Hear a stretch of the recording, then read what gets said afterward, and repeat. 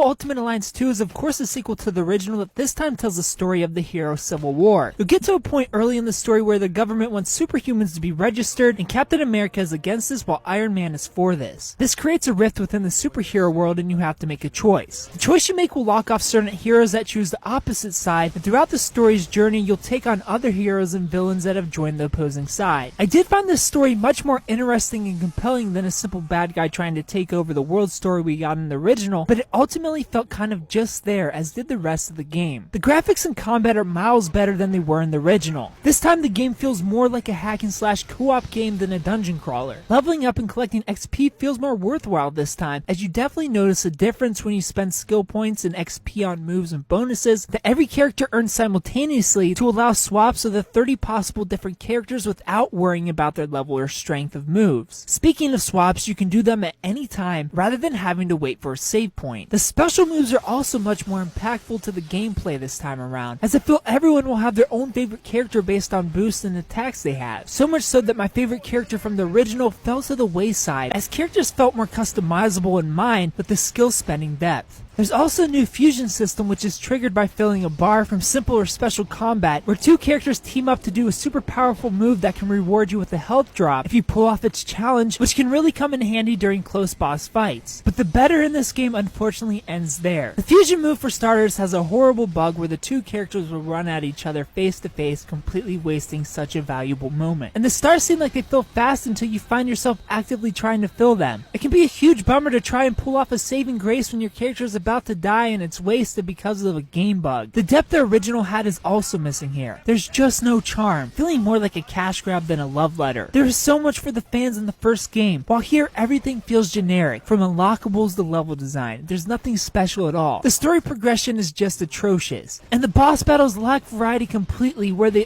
every last single one of them feels exactly the same. In fact, they're really just regular enemies with ranged attacks and larger health bars. There are no real wow moments here. The original felt like a standalone game, while Ultimate Alliance 2 felt like just an above average tie-in game. That's not to say this game is bad. It's fun, but nowhere near worth your time as much as the first one was. Ultimate Alliance 2 is half the length, about 8 hours, but due to lack of charm, feels twice as long. I give Marvel Ultimate Alliance 2 a 7 out of 10.